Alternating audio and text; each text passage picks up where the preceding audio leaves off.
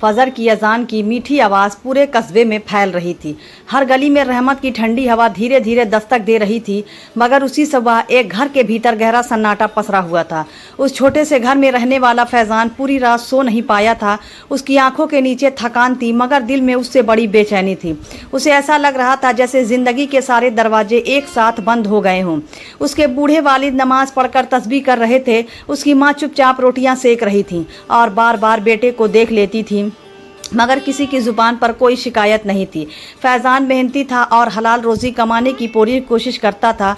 उसने कभी धोखा नहीं दिया और कभी किसी का हक नहीं मारा, लेकिन कई महीनों से उसका छोटा कारोबार लगातार घाटे में चल रहा था।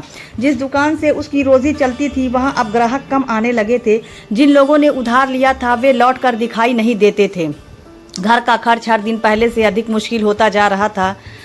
कई लोगों ने उसे आसान रास्ते भी बताए। किसी ने नकली सामान बेचने की सलाह दी, किसी ने कहा कि थोड़ा झूठ बोलोगे तो कमाई बढ़ जाएगी। एक आदमी मुस्कुराकर उसके पास आया, फैज़ान इतना सीधा बनकर क्या मिलेगा, थोड़ा हराम मिला भी दोगे तो किसी को पता नहीं चलेगा। आजकल कौन हलाल और हराम का इतना हिसाब रखता है।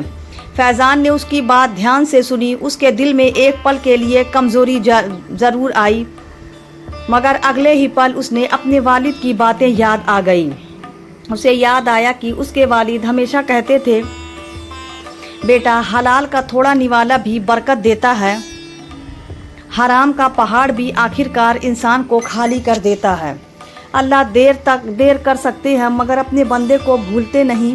फैज़ान ने मुस्कुराकर उस आदमी की ओर देखा। मुझे भूखा रहना मंजूर है, लेकिन हराम का एक निवाला भी मंजूर नहीं। मेरी उम्मीद लोगों से नहीं, सिर्फ अल्लाह से है।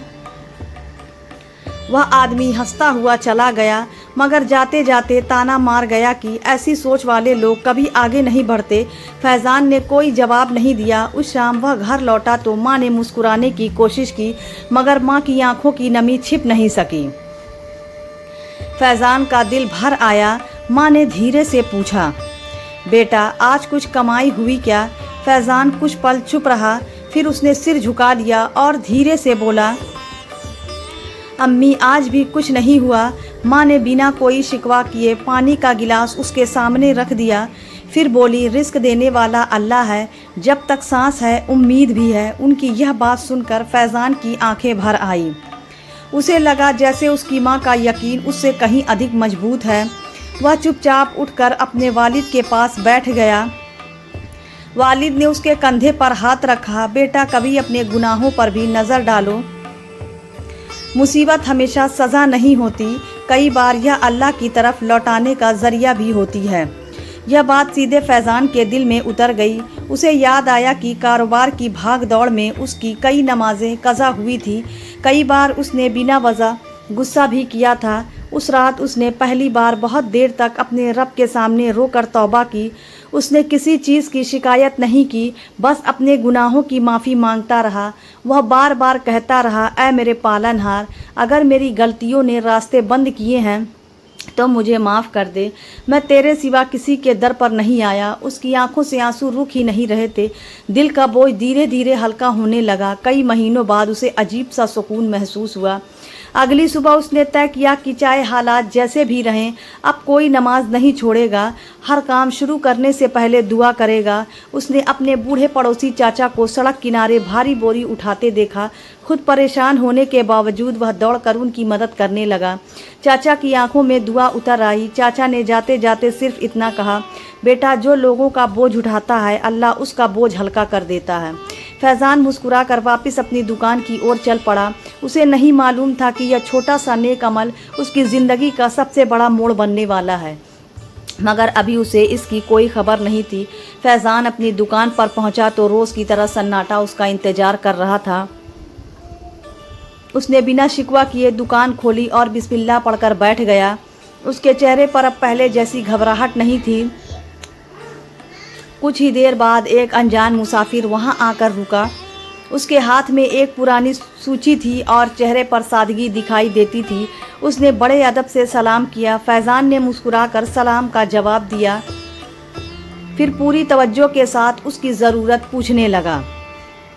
बातचीत में कहीं भी जल्दबाजी नहीं थी। मुसाफिर ने कई सामान मांगे। फैज़ान ने जितना अच्छा था वही दिखाया। जो चीज़ उसके पास नहीं थी उसके बारे में साफ बता दिया। मुसाफिर ने हैरानी से उसकी ओर देखा। तुम चाहो तो दूसरी चीज़ देकर भी मुझे भेज सकते थे, मुझे तो पहचान भी नहीं थी। फैज़ान हल्के से मुस्कुराया। मेरी पहचान आपसे नहीं, मेरे रब से है। धोखा देकर कामयाब हुआ माल मेरे किसी काम का नहीं। हलाल की कमाई ही मेरे लिए सबसे बड़ी दौलत है।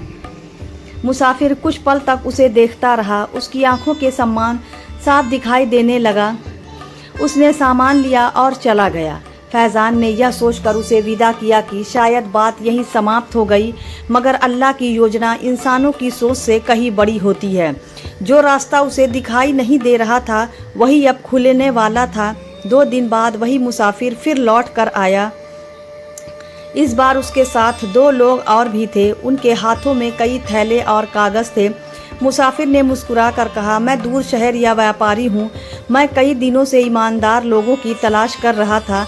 लोगों ने तुम्हारा नाम नहीं बताया, तुम्हारे किरदार ने बता दिया। फैज़ान हैरानी से उन्हें देखता रह गया। उसे अपनी सुनाई गई हर ताना याद आने लगी, मगर उसने अपने दिल में घमंड की जगह शुक्र भर लिया। व्यापारी ने आगे कहा, हम चाहते हैं कि अब से हमारा सारा सामान तुम्हारी दुकान से पहुँचे। हमें ऐसे आदमी की ज़रूरत है जो सच को कभी ना छोड़े। फैज़ान की आंखें भर आईं। जिस दुकान में कई दिन ग्राहक नहीं आए थे, उसी दुकान के लिए आज नया दरवाज़ा खुल रहा था। उसने सबसे पहले आसमान की ओर देखा। उसके होठों पर सिर्फ अल्हम्दुलिल्लाह था, दिल में सिर्फ अपने रब का शुक्र था। जब वह यह खुशखबरी लेकर घर पहुंचा, उसकी माँ सजदे में गिरकर रोने लगी। वालिद की आंखों से भी खुशी के आंसू बह निकले। वालिद ने कांपती आवाज़ में कहा, देखा बेटा, हमने कहा था ना, जब सारे दरवाजे बंद दिखाई दें तब भी अल्लाह के दरवाजे कभी बंद नहीं होते। फैज़ान ने उनके हाथ चूम लिए। उसने महसूस किया कि माँ बाप की दुआ से बढ़कर कोई सहारा नहीं। उनकी खुशी ही उसकी सबसे बड़ी कमाई थी। कुछ ही महीनों में उसका कारोबार संभल गया, मगर उसके दिल में कभी घमंड पैदा नहीं हुआ। वह पहले से भी ज़्यादा नरम हो गया। अब वह हर जुमे का कुछ हिस्सा गरीबों की मदद में देने लगा। किसी ज़रूरतमंद को खाली हाथ नहीं लौटाता था। जिसे काम चाहिए होता उसे काम दिलाने की कोशिश करता। एक दिन वही आदमी फिर उसके सामने आया जिसने कभी हराम कमाई की सलाह दी थी। आज उसका चेहरा मायूसी से भरा हुआ था। उसने धीमी आवाज़ में कहा, फैज़ान, मैंने हराम के पीछे भागकर सब कुछ खो दिया। न सुकून बचा और न बरकत। अगर हो सके तो मुझे माफ़ कर दो। फैज़ान ने उसके कंधे पर हाथ रखा। माफ़ी मुझसे नहीं, अपने रब से मांगो। सच्ची तौबा करने वाला कभी निराश नहीं होता। अल्लाह अपने बंदों की तौबा को पसंद फरमाता है। वह आदमी रो पड़ा। उसी वक्त उसने हराम कमाई छोड़ने का इरादा कर लिया। उसके दिल में भी उम्मीद की नई रोशनी जाग गई। उस शाम फैज़ान अपनी दुकान जल्दी बंद करके मस्जिद की ओर चला। वजह सजदे में गिरा और बहुत देर तक रोता रहा, मगर इस बार उसकी आंखों में गम के नहीं, शुक्र के आंसू थे। उसे समझ आ गया था कि अल्लाह ने उसकी दुआ तुरंत इसलिए कबूल नहीं की क्योंकि पहले उसके दिल को बदलना ज़रूरी था। जब दिल बदल गया तब तकदीर के बंद रास्ते भी खुल गए। घर लौटते समय उसके चेहरे पर सुकून था। उसके कदमों में इत्मीनानी था और दिल में अटूट यकीन था। अब उसे किसी बंद रास्ते से डर नहीं लगता था। इस्लामी सीख, जब इंसान हलाल पर डटा रहे, सब्र करे, सच्चे दिल से तौबा और दुआ करे, माँ बाप की इज़्ज़त करे और अपना भरोसा केवल अल्लाह पर रखे, तब अल्लाह वहीं से नए रास्ते खोल देते हैं जहाँ इंसान को कोई रास्ता दिखाई नहीं देता।